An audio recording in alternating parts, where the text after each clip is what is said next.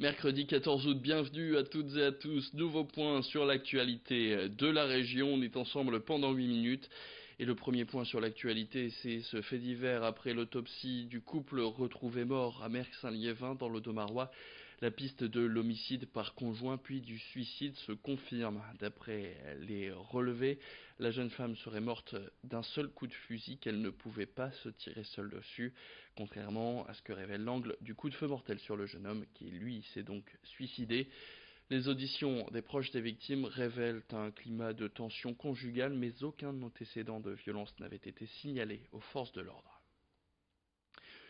Allez, on continue notre série de l'été. Chaque mercredi, nous vous proposons de découvrir les livres incontournables de cette saison estivale.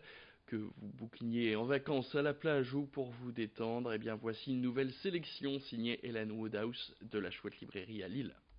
Pour l'été, je vous propose de vous faire un peu peur avec David Mitchell, Slate House, publié chez l'Olivier. David Mitchell, c'est un romancier que j'aime beaucoup et qui s'est amusé à détourner les codes du roman de maison hantée. Donc on retrouve cette maison qui n'apparaît qu'une fois tous les 9 ans, dans une petite ruelle avec une porte dérobée. Et puis une fois qu'on a poussé la porte, hélas, tout est trop tard. On va rentrer, on va découvrir les escaliers et là, on ne pourra plus s'en sortir, plus s'échapper. Et chaque 9 ans, en fait, à chaque cycle, l'histoire se répète. C'est vraiment très bien construit. On a quelque chose de l'exercice de style, mais pas seulement. C'est très drôle. On se prend complètement au jeu et surtout, on se demande si ces deux jumeaux maléfiques, si quelqu'un va enfin réussir à interrompre leur petit jeu machiavélique à force, voilà. Donc je vous laisserai le découvrir.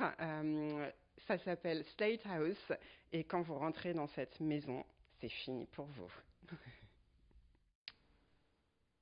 Sans transition, il est labellisé Grand Site de France pour la richesse et la beauté de ses paysages. C'est le site des Deux Caps, évidemment, il vaut le détour. Chaque année, près de 2 millions de touristes viennent s'y promener. Alors pour mieux le découvrir, si vous ne le connaissez pas encore, vous pouvez vous rendre direction la Maison des Deux Caps. Elle a ouvert ses portes en 2014 à Audingan et elle propose des balades à pied ou à vélo. Près d'une vingtaine de sentiers sont présents sur ce site pour découvrir sa richesse. Ça va du petit chemin au départ du Cap Blanc-Nez pour tout public jusqu'au sentier pour randonneurs d'une vingtaine de kilomètres. Sans oublier évidemment le célèbre, le GR 120, appelé aussi sentier du littoral qui longe toute la côte. À noter que dans cette maison des Deux Caps, eh bien, vous avez aussi la possibilité de louer des vélos classiques ou à assistance électrique pour notamment rouler sur le Véloroute 104 qui relie l'Ukraine à la Bretagne et qui passe donc par ce site des Grands Caps. Découvrez les coups de cœur de Séverine Bastien, responsable animation et promotion à la Maison des Deux Caps. C'est au micro de Louis Caillé. Il y en a une qui est au départ de Tardingan qui s'appelle les Berniques.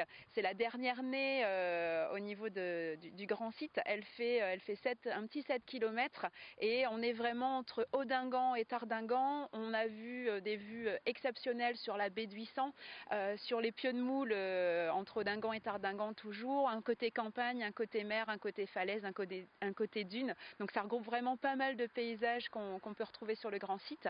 Et puis une autre qui est vraiment très sympa, accessible à tout le monde, également aux familles avec les enfants. Un petit peu plus difficile parce que c'est dans les dunes de Slack, c'est le sentier de la Slack, au sud d'Ambleteuse, entre Ambleteuse et Wimereux. Et ça, c'est deux petites balades accessibles en famille, des petits kilométrages, donc ça, c'est vraiment sympa.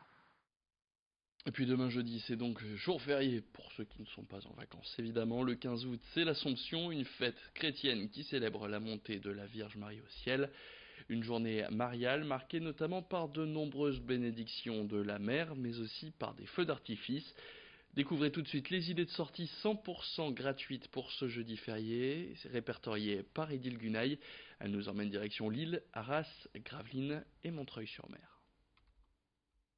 Et chaque année, le 15 août, des artistes, une centaine au total, investissent Montreuil-sur-Mer pour la journée des peintres. Ils s'installent sur les remparts et la citadelle pour réaliser des toiles en présence du public.